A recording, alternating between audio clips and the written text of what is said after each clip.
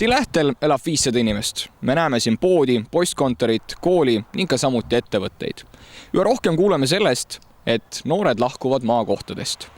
Ja täpselt samasugune võtmeküsimus on meil ka siin, mismoodi me suudame noori siia meelitada ning neid ka siin hoida.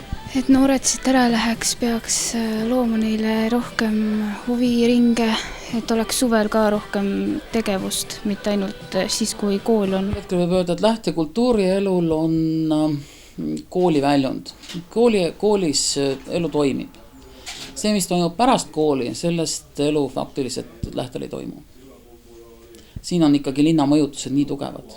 Lihtsam on istuda autole ja sõita linna ja sealt leida endale tegevus. Ent mis on see, millega lähtenoored vabal ajal tegelevad? Ning kas seda kõike saab teha alevikust lahkumata? Ma lähen peale kooli linna. Siin on vähe töökohti või õppida. Siin ei saa väga.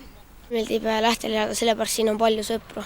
Siin on huviringideks saaljoki, aga mina sõidan krossi ja käin Tartu linnas karteed tegemas. Vallajuhid ei näe aga praegust olukorda sugugi tumedates värvides. Noored võivad nende sõnul elada huvitavat elu ka siin ning seda kilomeetrite kaugusel linnamelust. On tulnud väga palju noori juurde ja just tänu sellele, et on kool korda tehtud ja lasteaed korda tehtud, aga peab tõele andma, et need kool ja lasteaed on korda saanud siin mõni aasta tagasi. Et ma näen, et selliste kasvu tendentsi võib-olla siin lähima 2, 3 või 5 aasta jooksul, kuna siin on tõesti selline maastik ja ütleme looduslikud tingimused ja väga vähe lähedal Tartu linn, nii et siit tööl käia, elada siin looduses natuke maal ja linnas tööl käia, ma arvan, see on väga hea. Kas kõigest sellest piisab, et noori inimesi Lähtel hoida? Siin lähevad kohalike arvamused lahku. Kuid äkki ei peakski üks väike alevik nii palju mõtlema noorte kinnihoidmisele, pigem tegema kõik selleks, et noored tunneksid end alati tagasi oodatuna.